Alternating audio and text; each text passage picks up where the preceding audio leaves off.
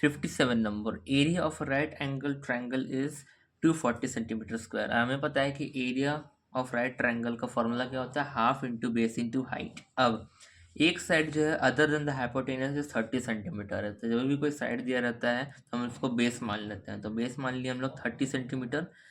आपको पूछ रहा है पेरीमीटर ऑफ द ट्रायंगल कितना होगा। Area half into base into height, यहाँ वैल्यूज पुट करेंगे तो यहाँ से आपका हाइट आ जाएगा 16 सेंटीमीटर। ये जो हाइट आया this is your perpendicular actually. तो हम लोग को पता है पाइथागोरस थ्योरम के हिसाब से H square is equal to P square plus B square. तो यहाँ से हाइपोटेनस स्क्वायर आ जाएगा 16 का स्क्वायर प्लस 30 का square, that is equal to 1156। और पेरीमीटर जो होता है वो होता है sum of all sides which is equal to, ये जो 1156 है this is actually square root of 34। And दूसरा परपेंडिकुलर कितना आया था 16, एंड बेस हमने कितना लिया था 30। जब सबको ऐड करेंगे तो कितना आ जाएगा 80 centimetre which is equal to perimeter of the triangle given in option number 1। 58 number, a teacher distributes different types of triangle. तो टीचर क्या करती है, अलग अलग टाइप्स का ट्रायंगल को बच्चों में डिस्ट्रीब्यूट करती है, और कैसा, पेपर कटिंग शेप में, ठीक है, ताकि लर्नर्स जो है वो कुछ चीज़ें समझ सकें कि ट्रायंगल का शेप कैसा होता है। And tells them to measure and tabulate the angles in order to find the sum of the angles. और बच्चों से sum of the angles of triangle को निकालने की कोशिश कर रही है। तो he then tells them to note the result, और वो बोल रही है कि रिजल्ट को नोट करिए। तो ये कौन सा मेथड ऑफ टीचिंग है, तो इसमें क्या कर रहा है कि बच्चा खुद से एक्सपेरिमेंट करके कुछ नया सीख रहा है, यानी कि वो डिस्कवर कर रहा है। तो option number 1 discovery method is the correct answer.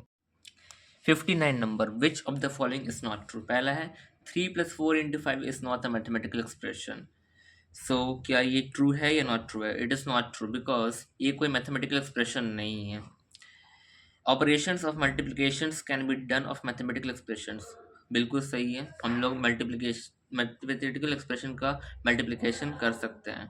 The expression x² + 10x + 25 can not be simplified further, but it can be simplified. इसको हम लोग मिड टर्म फैक्टराइजेशन करके और अगर सिंप्लीफाई कर सकते हैं। फोर्थ है the value of the variable in an equation which satisfy the equation is called the solution of the equation which is the correct definition of solution. So इसका answer हो जाएगा 1 and 3 both are not true. Next है 60 number, the ratio of two numbers is 3 and 7। तो उसको हम लोग मान लेते हैं 3x एंड एक को मान लेते हैं 7x, and their LCM is 630। LCM 3x into 7x is equal to 630 हो जाएगा। तो यहाँ से आपका x की वैल्यू आ जाएगा 30। अब HCF कितना हो जाएगा, x होगा बिकॉज HCF जो है वो होता है आपका कॉमन, और x कितना है 30। तो आपको वही फाइंड करना था कि एलसीएम और एचसीएफ का सम, तो ये 30 हो गया एंड ये 630 which is equal to 660, option number 4। Next video में हम लोग साइंस यानी कि फिजिक्स, केमिस्ट्री एंड बायोलॉजी के क्वेश्चंस को डिस्कस करेंगे। 61 number question, metal oxides are basic in nature, air expands on heating, lime water turns milky on passing carbon dioxide, sodium hydroxide and hydrochloric acid neutralise each other. इसमें आपको बताना है कि अगर observation को हम लोग ओ से रिप्रेजेंट कर रहे हैं और इन्फ्रेंस को आई से, तो आपको बताना है कि ए बी सी डी में से ऑब्जर्वेशन कौन सा है और इन्फ्रेंस कौन सा है।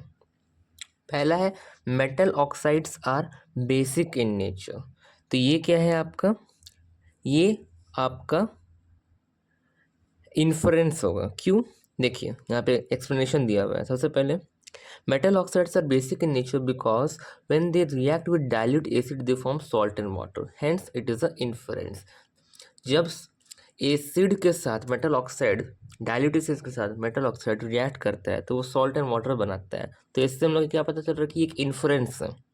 और ऑब्जर्वेशन में क्या होता है, जैसे एयर एक्सपेंशन हीटिंग हमें पता है कि क्यों होता है ये, क्योंकि हम लोग ऑब्जर्व करते हैं कि kinetic energy of the molecules increase करता है, hence it is an observation. उसके बाद अगर बात करें sodium hydroxide and hydrochloric acid का, तो वो दोनों जब रिएक्ट करते हैं तो एक दूसरे को न्यूट्रलाइज करते हैं एंड सॉल्ट एंड वाटर बनाते हैं, तो ये भी इन्फ्रेंस है। और ऑप्शन नंबर सी क्या था कि lime water turns milky on passing carbon dioxide due to the formation of calcium carbonate, hence this is an observation.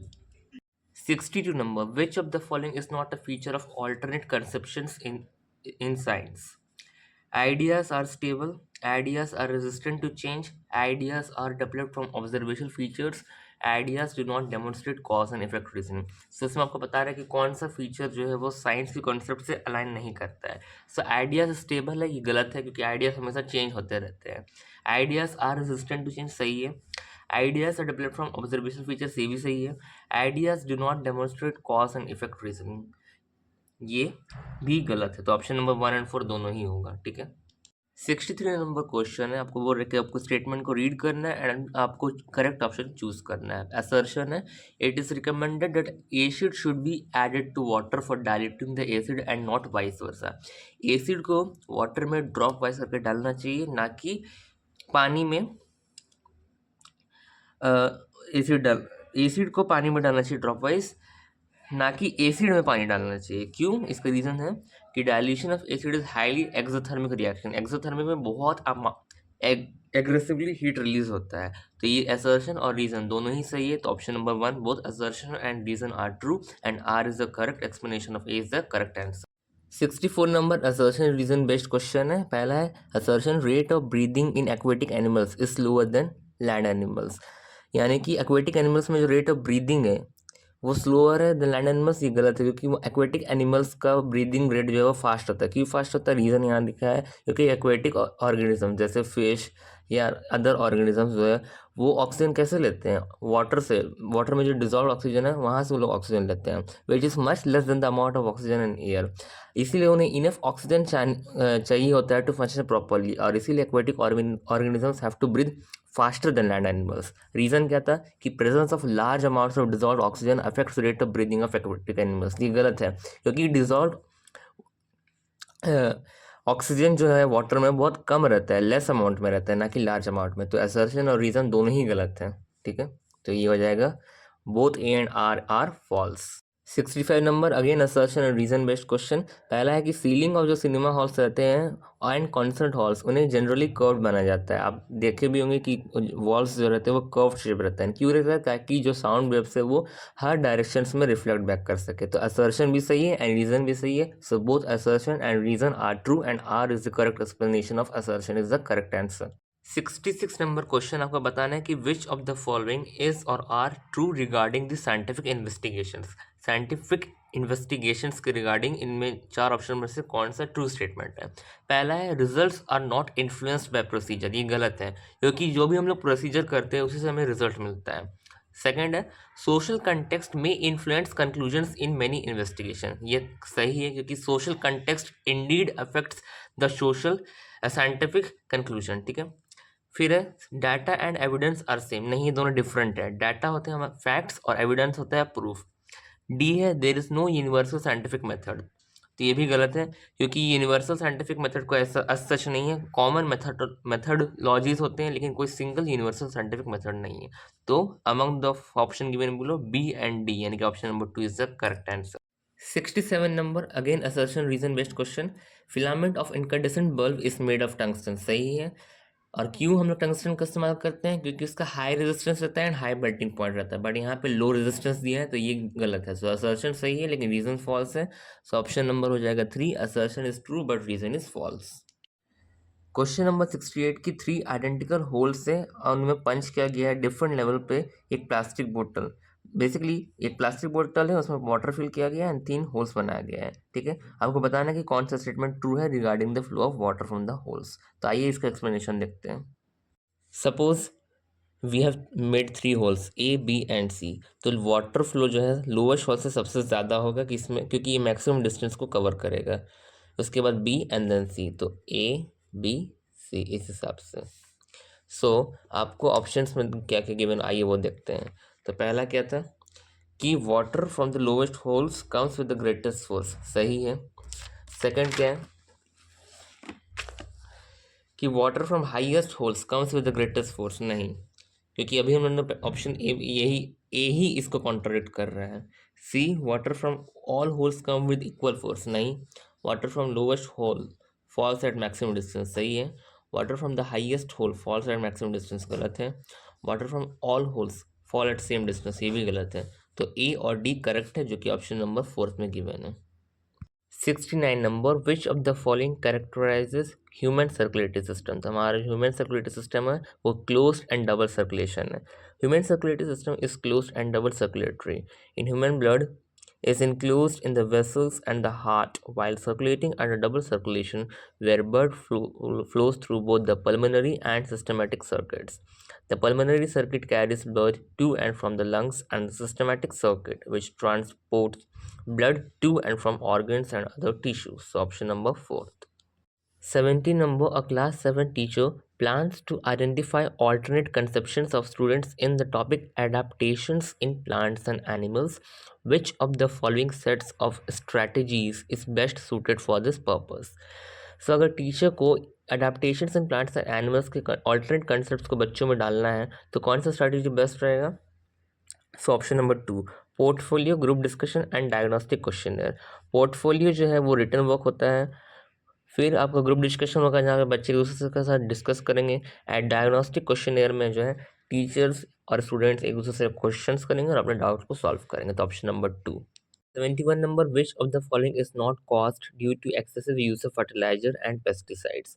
तो इसका आंसर हो जाएगा option number 2, nitrification. Because nitrification में क्या होता है, एक माइक्रोबियल प्रोसेस होता है जहाँ पे नाइट्रोजन कंपाउंड जो है वो सिक्वेंशली ऑक्सीडाइज्ड होते हैं नाइट्राइट से नाइट्रेट में, और बाकी सॉइल इरोजन और यूट्रिफिकेशन और बायोमैग्निफिकेशन फर्टिलाइजर्स एंड पेस्टिसाइड्स की एक्सेसिव यूज की वजह से होता है। So option number 2। 72 number, an odometer in a car measures what. So odometer जो है वो डिस्टेंस मेजर करता है travel by the car. So option number 1 is the correct answer. 73 number में थोड़ा मॉडिफिकेशन कर लीजिएगा क्वेश्चन में। Which of the following is true है, इसकी जगह नॉट ट्रू होगा। रिगार्डिंग साइंटिफिक लॉज, पहला है they describe relationships between observable phenomena. तो हाँ, साइंटिफिक लॉज जो डिस्क्राइब करते हैं जो भी हम लोग ऑब्जर्व करते हैं वो फेनोमेना को। दूसरा है they are form from scientific theories, बिल्कुल सही बात है। तीसरा है they can't be challenge, but ये गलत है, हम लोग साइंटिफिक लॉज को चैलेंज कर सकते हैं और उसमें मॉडिफिकेशंस कर सकते हैं। They provide reasoning for physical phenomena, ये भी सही है। Option number 3 is the correct answer. 74 number, आपको बताना है कौन सा स्टेटमेंट ट्रू है। पहला है self pollination take place only in bisexual flowers. ये स्टेटमेंट गलत है क्योंकि सेल्फ पॉलिनेशन है जो वो बाइसेक्सुअल और यूनिसेक्सुअल फ्लावर्स दोनों में पॉसिबल है। दूसरा है bisexual flowers can pollinate both by self and cross pollination. ये सही है क्योंकि बाइसेक्सुअल फ्लावर्स में मेल एंड फीमेल पार्ट्स दोनों ही रहते हैं, और ये cross self pollination cross pollination दोनों ही कर सकते हैं। So assertion is false but reason is true, ये हो जाएगा ऑप्शन नंबर 2। 75 नंबर क्वेश्चन है कि which of the following activities is best suited to develop inductive reasoning. तो इंडक्टिव रीजनिंग डेवलप कराने के लिए बच्चों में हम लोग कुछ एक्सपीरियंशियल लर्निंग कराते हैं, यानी कि कुछ एक्सपेरिमेंट्स रिलेटेड टास्क कराते हैं। तो आइए देखते हैं option number 1, asking students to state laws of reflection. तो ये डिडक्टिव रीजनिंग है। सेकंड है asking students to measure angle of reflection for various cases of angle of incidence in a plane mirror। तो ये एक मेजरिंग वाला, यानी कि हम बच्चे वो चीज़ को करेंगे और ऑब्जर्व करेंगे, तो ये इंडक्टिव रीजनिंग को डेवलप कराएगा। तीसरा है वेरीफाई करना लॉस को, तो अगर ऑब्जर्व ही नहीं करेंगे तो वेरीफाई कैसे करेंगे। फोर्थ है न्यूमेरिकल को सॉल्व करना based on law of reflection. तो इंडक्टिव रीजनिंग के लिए क्या है, experiential learning, that is option number 2। 76 number है the sperm of a man fused with 2 eggs of a woman then the twins formed are। so जब एक sperm 2 eggs के साथ फ्यूज करता है तो ऐसे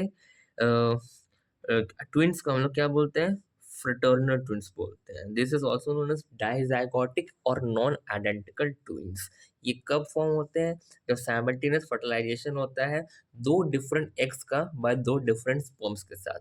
ये ट्विंस या तो सेम सेक्स के हो सकते हैं या फिर डिफरेंट सेक्स के भी हो सकते हैं, and genetically they can very. These twins are common in cattle like cow, sheep, goat, etc.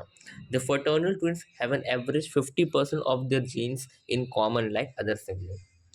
77 number, which of the following statements is or are true regarding rainwater harvesting। so rainwater harvesting से ground water conserve होता है, local flooding भी कम होता है, drainage problem solve होता है ना कि क्रिएट होता है। तो ऑप्शन नंबर 3 नहीं होगा। It can be use for irrigation of crops, ये भी सही है। सो 1, 2 एंड 4 तीनों ही सही है, तो हम लोग लिखेंगे A, B and D are correct. 78 number, discussion on socio-scientific issues in class helps in। तो सोशल साइंटिफिक इश्यूज से बच्चों में आर्गुमेंटेटिव स्किल्स को डेवलप कराता है, जो कि ऑप्शन नंबर 1 में गिवन है। दूसरा है multiple perspectives on an issue देता है, तो ये सही है, लेकिन हम लोग सोशल साइंटिफिक इश्यूज का बात कर रहे हैं, तो आर्गुमेंटेटिव स्किल्स सही होगा। इंकरेजिंग सिटीजन साइंस एक्टिविटीज, ये भी गलत है इस कॉन्टेक्स्ट में। And appreciating the role of society in development of science, ये भी गलत है। Option number 1 is the correct answer. 79 number, which of the following illustrates science as inquiry. तो इंक्वायरी करने के लिए आपको कुछ ऐसा क्वेश्चन पूछना पड़ेगा जहाँ पे बच्चे को इंक्वायरमेंट हो। जैसे क्लासीफाई, तो क्लासीफाई में डायरेक्ट क्वेश्चन है कि आपको plants, herbs and shrubs and trees में क्लासीफाई करना है। दूसरा है explore factors which affect the rate of germination in plant seeds, तो इसमें इंक्वायरी करेगा बच्चे कि कौन कौन से फैक्टर्स अफेक्ट करते हैं। तो ऑप्शन नंबर 2। लीस्ट 5 यूजेस, तो इसमें डायरेक्ट क्वेश्चन है कि आपको 5 यूज़ करना है, तो इसमें कुछ इंक्वायरी करने का आपको एज सच नीड नहीं है। Fourth number, observe the types of venation in various leaves, तो ऑप्शन नंबर 2 करेक्ट हो जाएगा, क्योंकि जब हम लोग इन्फॉर्मेशन कलेक्ट करते हैं अबाउट द एक्चुअल अर्थ को 80 number, a gender responsive pedagogy in science entails. Gender responsive pedagogy में क्या होता है कि हम लोग हर जेंडर को एक समान देखते हैं, यानी कि पहला क्वेश्चन क्या, ऑप्शन क्या है, use of gender sensitive language. तो हम लोग ऐसे लैंग्वेज का इस्तेमाल करेंगे जो कि जेंडर सेंसिटिव हो, यानी कि किसी को किसी भी जेंडर से कम या ऊंच या नीच का एहसास ना हो। सेकंड है engaging students in examining stereotypes, stereotypes को एग्जामिन करने के लिए बच्चों को इंगेज करके रखना है। Option C, making gender based groups, gender based groups नहीं बनाना चाहिए हम लोग को सबको को इक्वल ग्रुप्स में बांटना चाहिए, बॉयज़ एंड गर्ल्स सबको एक साथ वर्क कराना चाहिए। डी है डिफरेंशिएटेड इंस्ट्रक्शन असेसमेंट, नहीं, दोनों को एक समान इंस्ट्रक्शन देना चाहिए, तो ऑप्शन नंबर 3 हो जाएगा ए एंड बी। 81 नंबर, आपको बताना है कौन सा स्टेटमेंट सही है इन दोनों में से। तो फोटोसिंथेसिस इज एंडोथर्मिक रिएक्शन, सही है, बिकॉज फोटोसिंथेसिस में हीट ऑब्जर्व होता है, and respiration is exothermic reaction, क्योंकि रेस्पिरेशन में हीट रिलीज होता है। So both statement 1 and statement 2 are true, option number 1। 82 number, following table depicts color changes in acids and bases when various indicators are added। अगर turmeric है तो colour change क्या होगा acid में, no change यहाँ लिख रहा है। बेस में क्या हो जाएगा, तो टर्मरिक एसिड में नो चेंज रहता है, लेकिन बेस में पिंक कलर बन जाता है, पिंक या रेडिश ब्राउन, ठीक है।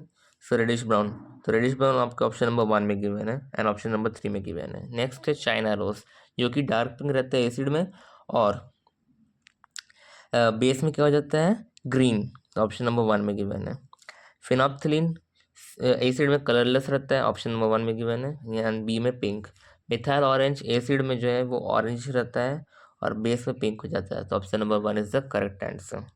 83 number, the colour of flame depends on, तो फ्लेम का कलर जो है वो ऑक्सीजन सप्लाई पे डिपेंड करता है, तो बेसिक चीज़ है। एंड दूसरा है नेचर ऑफ कंबस्टिबल सब्सटेंस, इन दोनों पर। टेम्परेचर ऑफ द सराउंडिंग पे एज सच कुछ मैटर नहीं करता है colour of flame. And acceleration of the car, ये तो बिल्कुल भी नहीं मैं ये करता है, तो option number A and B हो जाएगा third. 84 number, which of the following factors are responsible for generation and flow of winds on the earth. तो generation and flow of winds के लिए क्या इंपॉर्टेंट है, uneven heating of the earth and uneven heating of the oceans, ना कि distance between earth and sun कितना है और ना ही ग्रेविटेशनल फोर्स अफेक्ट करता है। So option number A and B, यानी कि third number is the correct answer. 85 में बोल रहा है कि the atomic number of A is 13 and the atomic number of B is 17, the chemical formula of the compound found from A and B. तो सबसे पहले हम क्या करेंगे, एटॉमिक नंबर ऑफ किसका गिवन था, ए का 13 है, तो इसका इलेक्ट्रॉनिक कन्फिग्रेशन हम लोग करेंगे तो क्या हो जाएगा, वो हो जाएगा आपका 283। एंड बी का कितना था, बी का था आपका 17, तो इसका जब हम लोग इलेक्ट्रॉनिक कन्फिग्रेशन करेंगे तो 287। तो जब ए और बी, तो इसमें 3 है तो इसमें 5 चाहिए, तो इसका जो वैलेंसी वो कितना है, वो 3 है। तो हम लोग क्या पता है, इसका जो 3 है वो इसमें क्रॉस मल्टीप्लाई होगा एंड इसमें 1 चाहिए ताकि वैलेंस इलेक्ट्रॉन को पूरा करे, ऑक्टेट पूरा बनाए, तो यहाँ पे 1 हो जाएगा। सो AB3, ऑप्शन नंबर कौन सा है ये, AB3 2, so this is the correct answer। 86 number, which of the following statement is not true regarding conduction of heat। Conduction is faster in solids than liquids, ये सही है, क्योंकि कंडक्शन जो सबसे फास्ट सॉलिड्स में होता है, देन लिक्विड्स में एंड देन गैसेस में। Two object should be in contact with each other for heat flow, ऐसा नहीं जरूरी नहीं है, क्योंकि बॉडी हीट फ्लो जो है वो हायर हॉट बॉडी से कोल्ड बॉडी की तरफ होता है, ना कि, और जरूरी नहीं कि वो बॉडी कॉन्टैक्ट में हो। थर्ड है conduction does not take place in gases, ये गलत है, भले ही गैसेस में कम होता है, लेकिन क्योंकि गैसेस में जो डिस्टेंस है वो बहुत ज़्यादा होता है गैस मॉलिक्यूल्स के बीच में। इसका मतलब ये नहीं कि कंडक्शन नहीं होता है, कंडक्शन होता है, लेकिन as compare to solids and liquids उसका जो रेट रहता है वो स्लो रहता है। फोर्थ है all materials do not allow heat to flow through them in the same way, ये भी करेक्ट है, सो नॉट ट्रू हो जाएगा ऑप्शन नंबर 3। 87 नंबर क्वेश्चन है, an object floats is 1/4 part of its volume outside the liquid put in liquid A and 3/4 part of its volume outside the liquid when put in liquid B. तो आइए diagram से समझने की कोशिश करते हैं। 87 number okay, इसमें क्या बोल रहे हैं कि पहला जो लिक्विड है लिक्विड ए, उसमें 1/4 part of its volume is outside, ठीक है, 1/4 आउटसाइड है तो अंदर कितना होगा 3/4, तब जाके ये पूरा बैलेंस करेगा। उसी तरह लिक्विड बी में जो है वो 3/4 आउटसाइड है और 1/4 इनसाइड है। आपको बताना है कि कौन सा स्टेटमेंट ट्रू है। पहला है density of liquid A is greater than density of liquid A, यानी कि ये ए है ये बी है, इसका डेंसिटी बोल रहा क्या है, ज़्यादा है इसके डेंसिटी से। तो देखिए ये 1/4 है, ये 3/4 है। 1/4 is actually 0.25 and this is 0.75। तो जिसका बाहर का डेंसिटी कम रहता है उसका डेंसिटी जो है, इसका मतलब अंदर का डेंसिटी उसका ज़्यादा है एंड इसका अंदर का डेंसिटी कम है, तो इसीलिए डेंसिटी ऑफ ए जो है वो ग्रेटर रहेगा किससे, डेंसिटी ऑफ बी से। तो ऑप्शन नंबर 1 करेक्ट हो जाएगा। दोनों का सेम डेंसिटी नहीं होगा, ना ही बी का डेंसिटी ए से ज़्यादा होगा और ना ही डेंसिटीज जो है हम लोग अबव इन्फॉर्मेशन से कंपेयर कर सकते हैं, ये भी गलत है। तो option number 1 is the correct answer. 88 number, Shridhar drops a piece of potassium metal in a beaker. तो क्या है कि क्या कि ये पोटेशियम मेटल को एक बीकर में रखी जिसमें कोल्ड वाटर है और फिर ऑब्जर्व कर रही है। तो क्या होता है जब पोटेशियम मेटल कोल्ड वाटर के कांटेक्ट में आता है तो बहुत ही वायलेंटली रिएक्ट करता है, जो कि एक एक्सोथर्मिक रिएक्शन है कि बहुत सारा हीट रिलीज होता है, जिससे हाइड्रोजन गैस भी इवॉल्व होता है एंड उसकी वजह से पॉप साउंड हर्ड होता है। So option number 2 is not correct because it is an exothermic and not endothermic. एक क्लासरूम में डाइवर्जेंट क्वेश्चन साइंस क्लासरूम में किस लिए पूछा जाता है, इसका क्या पर्पस है। पहला है क्रिटिकल थिंकिंग को प्रमोट करना, सही है। डिसर्न बिटवीन स्टूडेंट्स, डिसर्न का मतलब क्या होता है कि हम लोग बच्चों को कैटेगराइज कर देते हैं, तो ये गलत है। कम्युनिकेशन डेवलप कराने के लिए बहुत अच्छा है डाइवर्जेंट क्वेश्चंस। गिफ्टेड स्टूडेंट्स को आइडेंटिफाई करने के लिए नहीं। आइडेंटिफाई ऑल्टरनेट कंसेप्शन, सही है। To appreciate the subjectivity in science, ये भी सही है। सो ऑप्शन नंबर 3 हो जाएगा, A C E and F are true. Science का आखिरी क्वेश्चन है ये, identify the mirrors on the basis of information given in the following table. पहला है ए में virtual and erect. So virtual and erect जो है और सेम साइड एज ऑब्जेक्ट, ये कौन बनाता है, ये बनाता है आपका प्लेन मिरर, ठीक है। उसके बाद real and inverted and same as object. So real and inverted और ऑब्जेक्ट के सेम साइज का बनाता है आपका कॉनकेव मिरर, ठीक है। रियल एंड इन्वर्टेड बना रहा है और इनलार्ज्ड इमेज बना रहा है, तो वो कौन सा हो जाता है, वो concave mirror again. And D है virtual and erect and diminish, यानी कि छोटा बना रहा है, तो हो जाएगा कन्वेक्स। तो ऑप्शन नंबर कौन सा सही है, 3।